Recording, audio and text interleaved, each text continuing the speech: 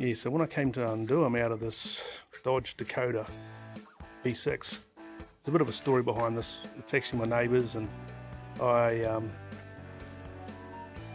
live in French Polynesia, on a little island with 5,000 people, and there's nothing here, like zero here. There's 5,000 people here, there's no automotive shop, there's nothing. So I got the parts sent to me in Australia after I came off the oil rig, mechanic on an oil rig.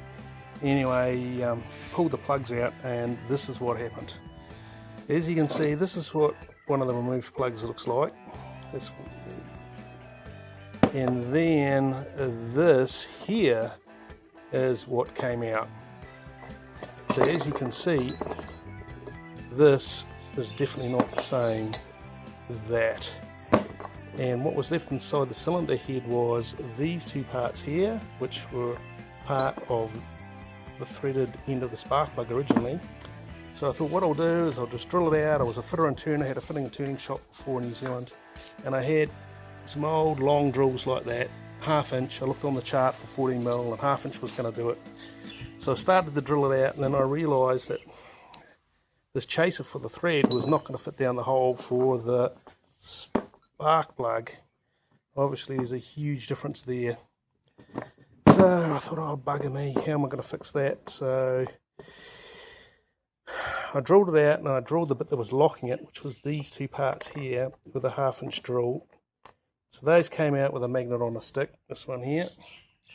And then I thought, well, how the hell am I going to get this part here out? And as you can see, what I've done, if you look in there, you probably can't see it, but what I did is I got a punch that was close enough to what was left from the diameter of the electrode on the spark plug, and I ground a point down on it, and then after that, I don't know if you can see in there, I ground 4 sides on it, and then all I did was just tapped it in with a hammer, and I got a pair of vice grips here and just wound it out.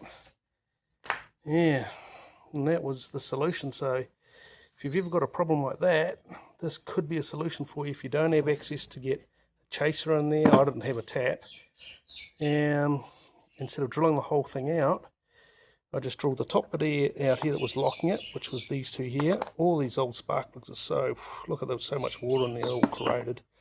And then sharpened the end down, put a point on a punch, ground 4 sides on it, and tapped it in to make an extractor, and then just wound the end off here with these vice grips. So there you go.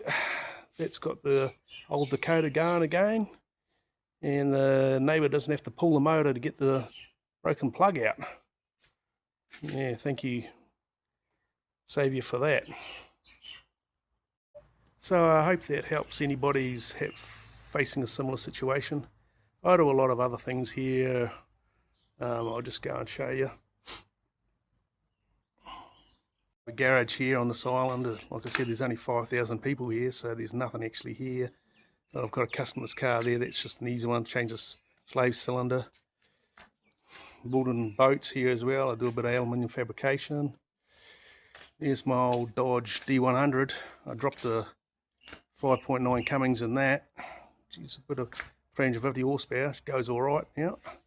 Pulled the big block out of it, and I get just as much horsepower out of it, plus about 20 times the economy.